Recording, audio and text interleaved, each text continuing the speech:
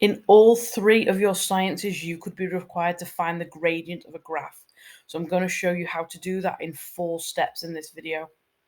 So step 1, select 2 points on the line of the graph that exactly cross some of the graph paper grid lines. Step 2, determine the values of your 2 points from the axes. Step 3, calculate the change on the y-axis and on the x-axis.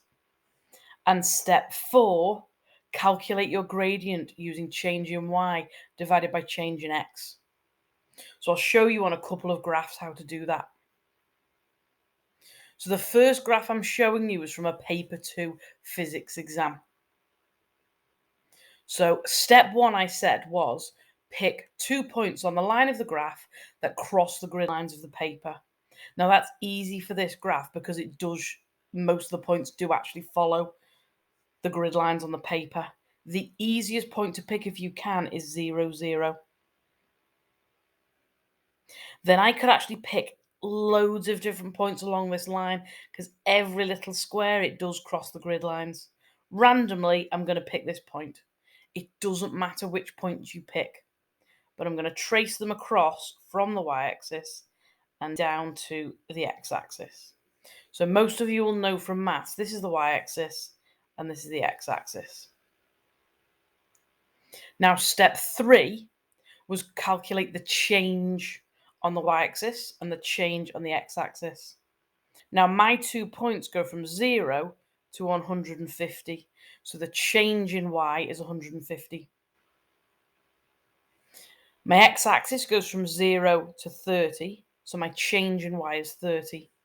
And the equation was that the gradient equals change in y divided by change in x. So for my graph, that's 150 divided by 30, which is 5.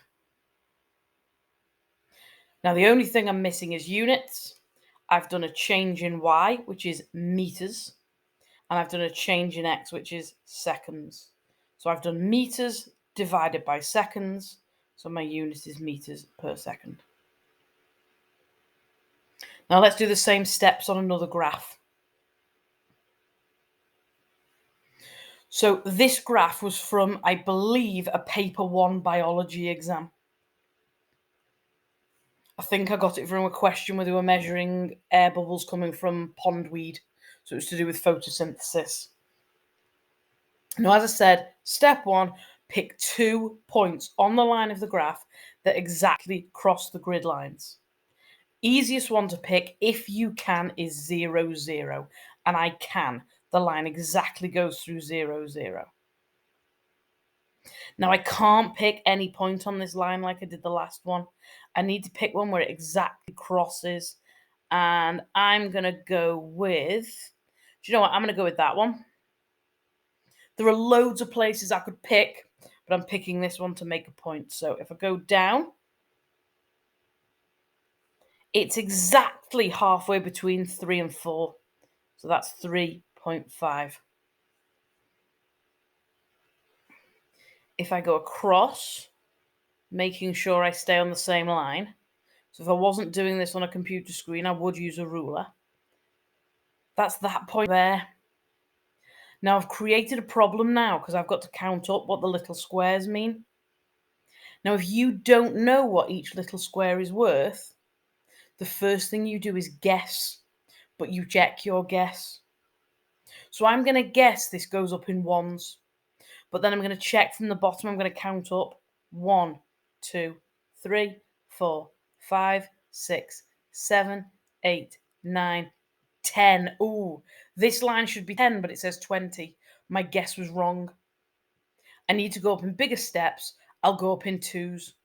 So 2, 4, 6, 8, 10, 12, 14, 16, 18, 20. That's right. So it's going up. Tiny little squares are worth 2. So if this is 40, 42, 44, 46.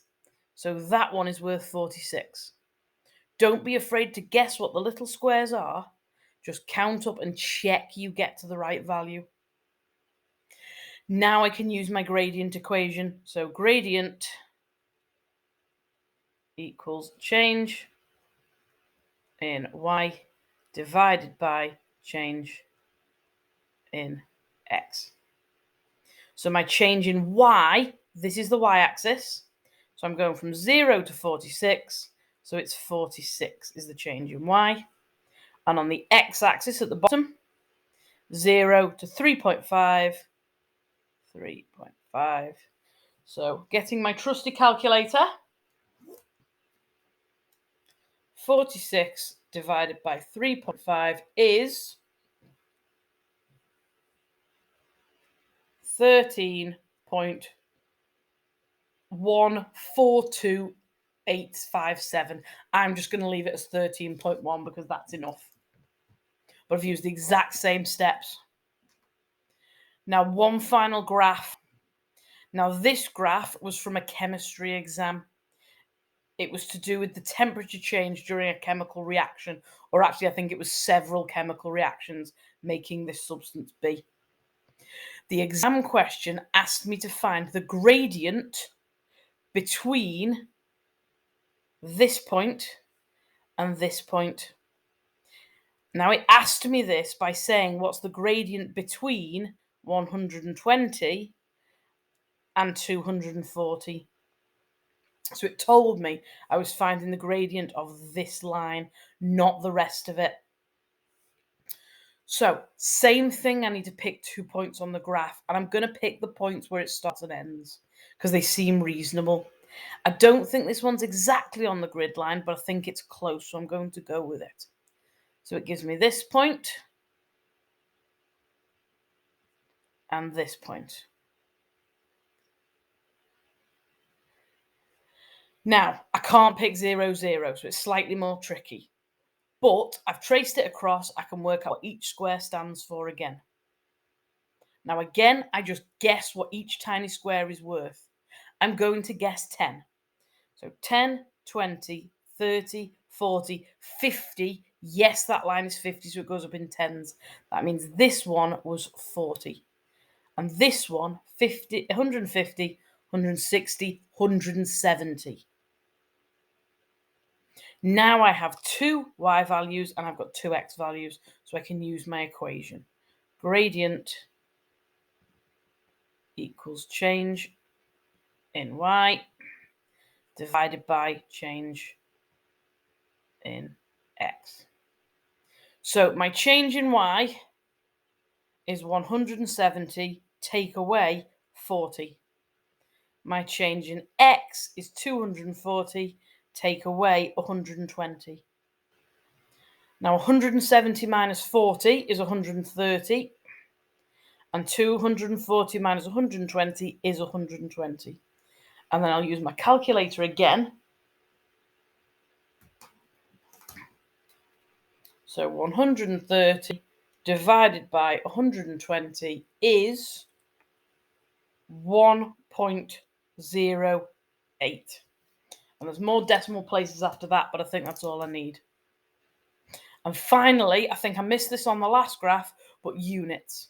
I've done a change in y, which is degrees C, divided by a change in x, which is seconds. So degrees C divided by seconds, degrees C per second. So I hope that helped you all find the gradient.